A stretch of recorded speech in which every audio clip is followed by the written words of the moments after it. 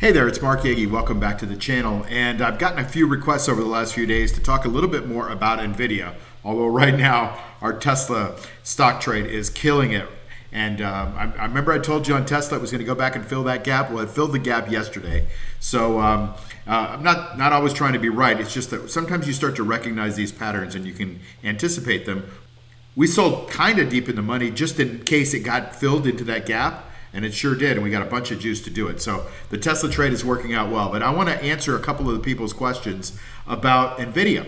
And so I'm just going to do a simple covered call to show you how easy it is on Nvidia. So we're just going to go out and buy 1,000 shares of Nvidia. Let's say that you don't have any right now, and you wanted to get involved in Nvidia stock. Well, it's a great company. Let's first look at the chart.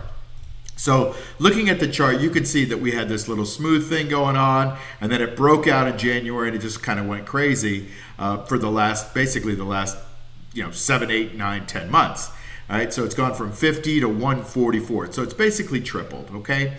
Now, this 140.76 is the last breakout spot on the chart, and you could see it took a long time in this consolidation area before it broke out. And it broke out right there where you see that little arrow, 144.42, a little bit before that, maybe around the 141 area, okay? So since it broke out at the 141 area, it kind of didn't have a very strong breakout. Now, if you remember my videos from a couple of weeks ago, I said, listen, it's at a late stage. So Nvidia doesn't have the power in a late stage to get a bunch of new enthusiastic buyers back into it. It's got to make some corrections and get rid of all those weak holders and get that new enthusiasm back in it. And right now, I don't think it's there. I think it's trickling up and it's doing a good job of trying to go up and make new highs. Awesome. But I don't think it's really got the power just thrust up like Tesla's doing right now. So you can see this at 144.42, and then you can see it drop back down and do a head fake on that breakout. And then it went up there and tried it again. It did a little gap up above the breakout point, which is 140, let's call it 141. And now it's above that higher, making a little consolidation, but it just doesn't seem to be able to get over 150. So we have to keep that in mind when we're doing the trade.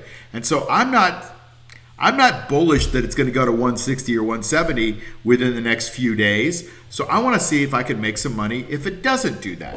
So what do I do? Well, I buy 1,000 shares, let's say, at right here at 147.5, let's call it. Okay, and then I'm going to bring up my option chain. Now here is my option chain, and it basically we could do the 2-day option or we could do the 9-day option. 9-day option obviously expiring a week from Friday. And so we can just look at it as a 2-day option, and we could say, all right, a 2-day option, I'm not sure I want to be that aggressive. The stock's at 147.50, something like that. And we can pick up this, go to the 147, slightly in the money. And if we're still bullish on it, and it does go up, that's fine. We're going to make $1.91, right? You see that juice column there? That's called the time value on Interactive Brokers. On Thinkorswim, I think it's called the extrinsic value. I call it the juice. That's my name for it because we're in this for the juice. And I like to use that term because it gets me more excited than time value or extrinsic value, okay? So a lot of people have been asking about that. So we've got 147s when the stock is at 147.30. And so that's going to give you $1.92 juice. But wait a minute, Mark, what's this 219 number here? Well, that's the bid price. That's how much you could sell this option for, and that's slightly in the money. So the out of the money amount, the time value is $1.94. That's where we're in it for. So let's say you buy 1,000 shares, you're going to end up going for this $1,900 for that 1,000 shares. You're going to sell 10 contracts, 10 call options at $1. You're going to sell them at $2.16. You're going to have a little tiny bit of in the money cushion. And then you're going to pick up $1.91. Now, some people ask me how I do the trade, and I'm not going to do the trade in this account because I've got enough Nvidia already. But all I do is it's very simple. I'm going to buy 1,000 shares. You know how to buy 1,000 shares. You click on you right click on the button, you click buy 1,000 shares, you do a market order probably, and you get 1,000 shares. All right. And then when you want to sell options, I don't recommend you do limit orders. I recommend you do market orders unless you're doing a big, gigantic order. But you could see this stock is, this option is trading 217 by 218, 219 by 221. It's a couple of pennies. You're not going to be trying to, save a couple of pennies because you might give up dollars by doing that. So all I do, it's very simple. I just go here and I click the right mouse button. It brings up this order entry, And then all I'm going to do is I'm going to sell my quantity, which I'm going to put in there is 10, and I'm going to change this to market order, and I'm going to hit submit. So that's all you have to do is you buy and you sell. Now, here's what happens after the trade. You're like, a lot of people are like, Mark, you're already in the money. Like, what happens if it gets, stays above 147? You're going to lose your stock. Yeah, you can look at it that way if you let it expire. And of course, the option purchaser, you're the seller, the option purchaser always has the chance of taking that stock away from you and exercising his option. And in which case you're going to get taken away. But if you get taken away, you're going to get taken away at the option price, the 147, but you already got $2.11 or whatever whenever we do this trade, right? You're still picking up the $2 in juice. That's how much you're making on the trade. So if it gets taken away from you, great. If not, what you do is, and most of the time it won't, towards the end of Friday when it's about to expire, you're going to go ahead and roll the option to the next week's call, whether it's going to be 148 or if the stock's at 150 at that point, you roll then. And yeah, you're going to have to buy back the in the money amount, but your base position is also going back up too. So those two positions are going to offset. This is a big question, certainly when it comes to in the money options. In the money options, you're not guaranteeing you lose money. What you're doing is you're guaranteeing actually you don't lose money. As the stock declines, you've got dollar for dollar over the strike that's keeping you in the money, so you don't lose money until it gets below the strike. And a lot of people just have trouble getting that through their heads. So let's take a look. So it's moving all over the place, so I just want to give you a quick comparison. Let's just say that our price here is 147 now, and we're going to do these 147. So we're going to do right at the money. And we're going to pick up about $2.11. 190 of that is juice. Let me write that down just because I don't want to forget about it. So we're going to say $2.11 and 190 is juice, and the stock is at 147 and some small change. I think it was 147.18 when I gave you that quote. The other option is to say, and this is only a 2-day trade, right? This expires on Friday, which is 2.5 days. And you can see the calculator is telling us that we're going to pick up on if it stays above 147, it's already above 147 now, we pick up 1% for 3 days, okay? And it annualizes it there for you, and it says it's 234%. Now, what happens if you say, well, you know what, I want a little more cushion, and for a little more cushion, we're going to need to add some more time in there. Let's go to the same option, the 147, but let's do it for next week, right? That's 9 days out. In this case, we're going to get 750, okay? And 707 of that is juice, right? And now the stock is climbing back up. So these things are moving all over the place. But look at the annualized. So this is because it's 9 days out, and you're able to make a lot more juice, but you're not able to turn it over as much because this first one was a 2-day trade, and the other one is like a 9-day trade. So you're not going to be able to turn it over as much. So the calculator says, well, there's only 26 times. If it's roughly a 2-week trade, there's only 26 times you're going to be able to do that rather than 52 times if it's a 1-week trade. Okay, so the idea is that you want to try to balance where you think the stock is going, and we're not Nostradamus, I'm not, you're not, I don't know where it's going. I try to use the charts to read the probabilities, but I have no idea. Right now, the market is in a green trend, and I believe market timing is a critical component to what we do. It adds about 5 to 7% to your probability. We are in a slight weak breakout on Nvidia, so I don't think there's any problem. It's got a relative strength rating of 97, so it's doing great compared to the rest of the stocks out there. So it's a good stock. It's at the right spot on the chart. And then is the juice good? Well, I don't know. 1% for 3 days seems pretty good. Or, this, 4%, 4.8% for 9 days is also pretty good. So, any of these options would probably be pretty good. Now, listen, I can sit here all day and tell you all the different options and do all the different math and go out of the money and at the money and in the money. And that's why they're called options, because there's so many choices. That's where we start with the stock. Make sure you got a good quality stock.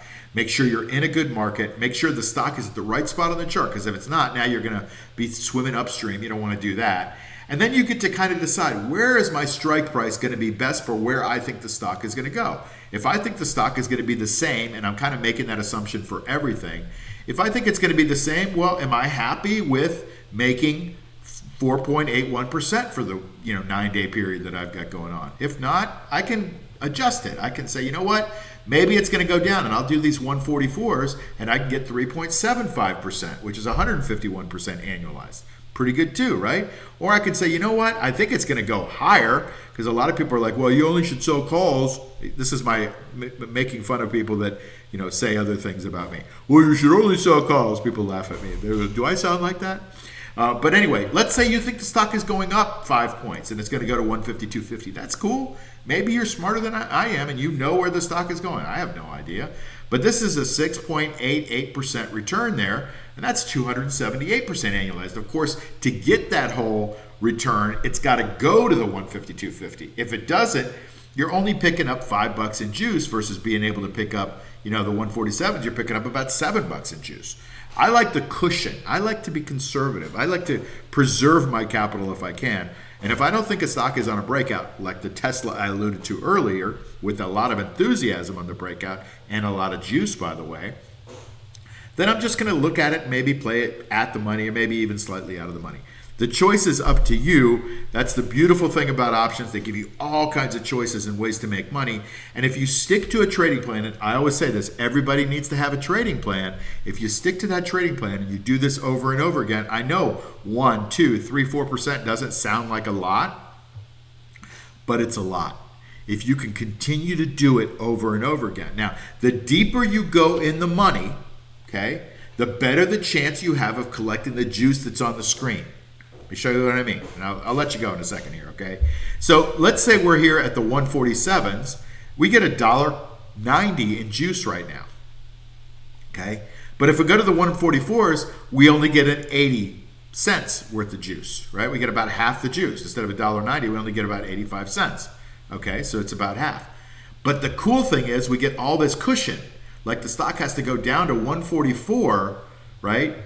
Before we start to even threaten the strike price, and we get $4 worth of cushion. So if we buy it at 147 and we get this $4, it's got to go to 143 before we even start to lose money on the stock, right? So you get that cushion, but you get less juice. You're only getting 85 cents. On the other hand, though, you've got a 74.9% chance of getting that juice, of it remaining in the money. So you kind of have to think to yourself, well, I've got a good chance of making money, 84 cents, 75% chance of making it, or I've got a 53% chance, a much lesser chance of making more money. Okay? If you still want to keep going up, let's go to the 152s and say, well, now I've only got an 18% chance of it going all the way up to 152. And if it does, I only get 48 cents and I don't get any cushion. Look at the 48 cents. Doesn't even cushion you very much. 50 cents, right? 47 cents versus this 405 that cushions you all the way down. So the more you listen to these kinds of videos, and I don't know if you're going to listen to them from me or other people where you get your information, the more you try to start to understand where you sit in these, and the more you realize I have to have a trading plan and I can't get greedy. This is not a greedy person's trade. You're selling the option to the greedy person. The greedy person is buying the option. He's spending 48 cents, 49 cents to buy the option, and he's hoping that it goes up 10 bucks. And if it goes up 10 bucks, he turns his $4.49 into, $10.05 or whatever, right? So he makes a killing. But there's only an 18% chance that it's going to go up enough to let him make any money, right? Or more than that 49 cents over the 152. So options are this balancing act.